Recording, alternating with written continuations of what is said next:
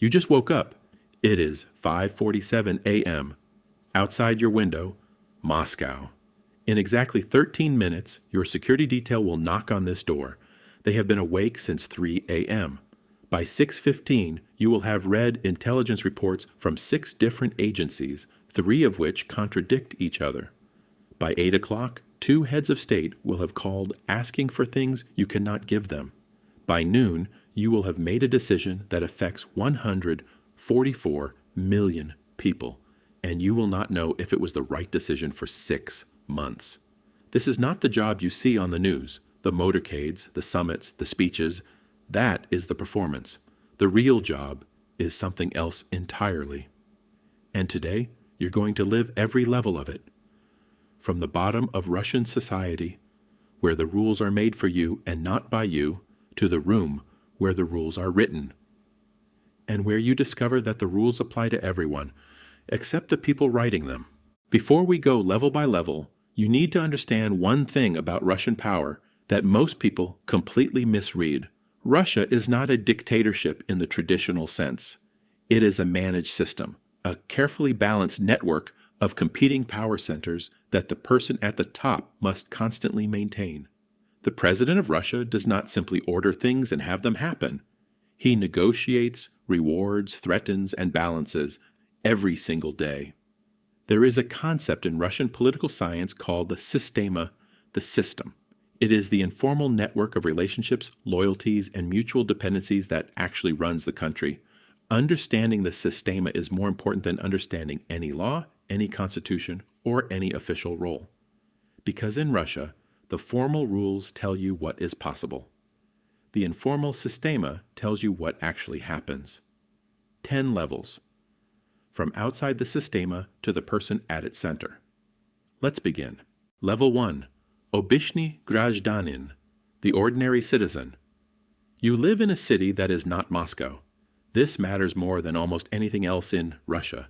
Russia's wealth, opportunity, and power are concentrated in Moscow to a degree that has no equivalent in any Western democracy. Your relationship with the Russian government is simple. It is a background presence that you navigate around, not something you participate in. Elections happen. You vote or you don't. It makes little difference, and most people understand this implicitly. What matters at this level is the informal economy of everyday Russian life, the Blatt system, where getting things done requires knowing the right person, not following the right procedure. You know which lines to stand in, which offices to avoid, which neighbors have connections, and which rules are enforced, and which are selectively applied. This is not cynicism. This is survival intelligence, and everyone at this level has it. Level 2. Местный чиновник, the local official. You have entered the sistema, not deeply, but your foot is in the door. At this level, local officials control things that matter enormously to ordinary people. Business licenses, construction permits, school placements, housing assignments. None of these decisions are made purely on merit. All of them involve the sistema, relationships, loyalty signals, and the informal exchange of favors that constitutes the real currency of Russian local government. You report to someone. That someone reports to someone. And so on, up the chain, until you reach a name that appears on no official document. Your primary job is not to serve the public. Your primary job is to keep the people above you satisfied and the people below you manageable. You also begin learning the most important skill in the Russian sistema, how to appear loyal without being vulnerable. Because in this system, loyalty is rewarded. But visible loyalty to the wrong person at the wrong time can destroy you overnight. Level 3. Gubernator, regional governor. Russia has 85 federal subjects, regions, republics, and territories, each with its own governor. On paper, you are a powerful executive running a territory the size of France. In practice, you are a regional manager of the Kremlin's agenda. Since 2005, Russian regional governors have been effectively appointed by the president. The pretense of regional elections exists, but the outcomes are managed. Your actual job is threefold. Maintain political stability in your region, deliver acceptable economic numbers, and ensure your region's vote goes the right way in federal elections. The regional budgets are controlled from Moscow, which means your ability to build roads, pay teachers, and fund hospitals depends entirely on staying in political favor with the center. You have real power over the people in your region. You have almost no power over the people above you. The governors who last are the ones who understand this arithmetic completely and never confuse the two. Level 4. Silovik. The security state insider. Siloviki is the Russian term for people who come from the power ministries. The FSB, the military, the SVR, Foreign Intelligence Service, the Interior Ministry. In Russia, these are not just career paths, they are a clan. And that clan has run the country's security apparatus and much of its economic apparatus since the early 2000s. At this level, you have something that governors and ministers don't have: institutional memory and leverage. You know where the bodies are buried, not metaphorically. The Russian security services have been collecting compromising information, kompromat, on virtually everyone in the sistema for decades. Kompromat doesn't need to be used. It just needs to exist. The knowledge that it exists changes how everyone around you behaves. As a Silovik, your loyalty is to the institution first, the president second, and Russia third. The order matters. Presidents come and go. The security services are forever. And everyone in the sistema understands this. Level 5. Oligarch. The oligarch. The Russian oligarchy was born in the 1990s when the Soviet Union collapsed and state assets worth trillions of dollars were privatized, sold to insiders for fractions of their value. In 9 years, a country that had no private millionaires produced more billionaires than any nation except the United States. You are one of them, which means you are not simply rich. You are politically exposed. In Russia, there are no truly private fortunes. Every major business operates under an implicit arrangement with the state. Your wealth is permitted as long as you are useful and compliant. The oligarchs who didn't understand this, Berezovsky, Khodorkovsky, Gusinski, lost everything. Some of them lost more than everything. So at this level, your day is not spent spending money. It is spent managing relationships with the Kremlin, with the security services, with other oligarchs who might benefit from your fall. You are rich beyond imagination. You are also never more than one phone call away from losing everything.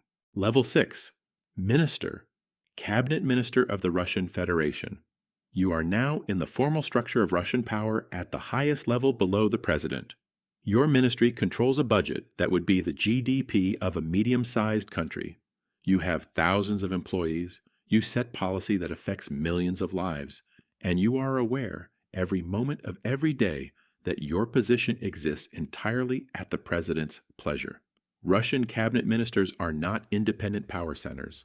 They are implementers of decisions made elsewhere, given enough authority to execute, but not enough to deviate. The ministers who last are not the most brilliant or the most competent. They are the ones who make the president look good and never make him look bad. One minister became famous for a specific skill.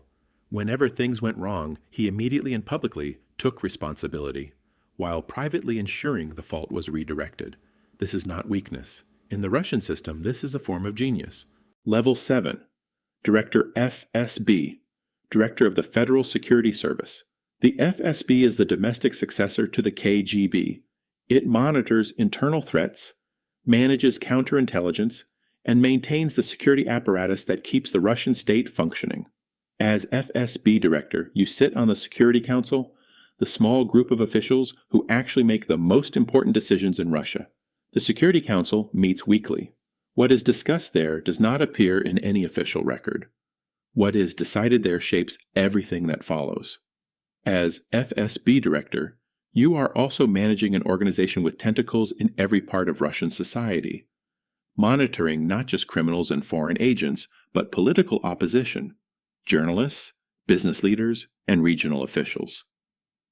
The FSB Director's relationship with the President is unlike any other. It is built on mutual knowledge. Each knows things about the other that cannot be made public. This creates a relationship of extraordinary trust. and extraordinary danger.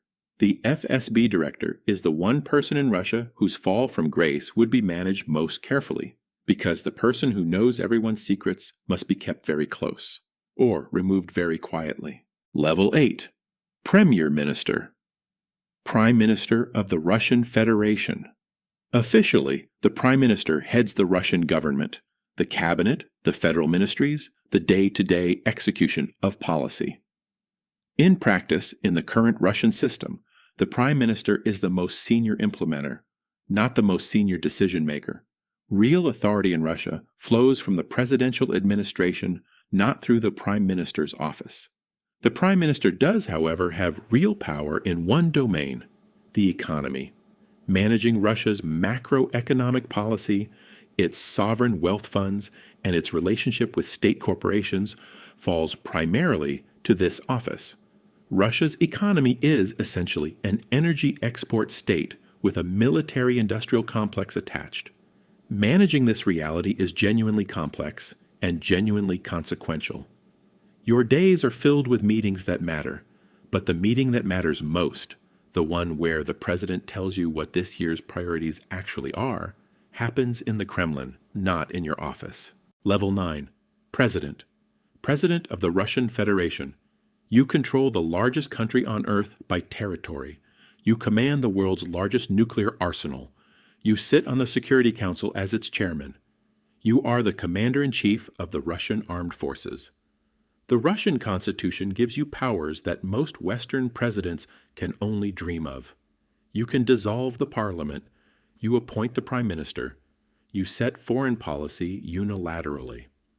But here is what they don't tell you about the job. The higher you go, the less reliable your information becomes. Everyone around you is telling you what you want to hear, not because they are dishonest, but because in this system, telling the president something he doesn't want to hear carries real personal risk. This means that the most powerful person in Russia is also, in a very specific way, one of the least accurately informed people in Russia. Managing this problem, finding ways to get accurate information in a system designed to filter it, is one of the genuine intellectual challenges of the Russian presidency. The other challenge is permanence. Russian power has no stable succession mechanism, which means that every day in office is also a day spent ensuring there is no credible alternative. Level 10. Ninazvani, the unnamed. This level does not officially exist, but political scientists, journalists, and former insiders consistently describe a layer of Russian power that operates above and around the formal presidency. A network of relationships so old, so embedded, and so informal that it has no name and needs none. These are the people who were in the room when the current system was designed in the 1990s, who understood from the beginning what the rules actually were, who have survived every political transition by being indispensable to whoever holds formal power. They are not oligarchs. They own nothing in their own names. They are not siloviki. They hold no official positions. They are connectors, guarantors, the people who can make a phone call that no official channel can replicate, who are called when the formal system cannot solve a problem. In Russia, this layer is sometimes called the collective Putin. The idea that what appears to be individual presidential power is actually a collective arrangement maintained by a group who chose the current face of that power and could theoretically choose another. You have reached this level. You are the president. You know who these people are, and you understand something that took years to understand fully. You are not at the top. You are the most visible part of something much older, much deeper, and much less concerned with any individual than the job title suggests. And this understanding, is the most important thing the job has taught you.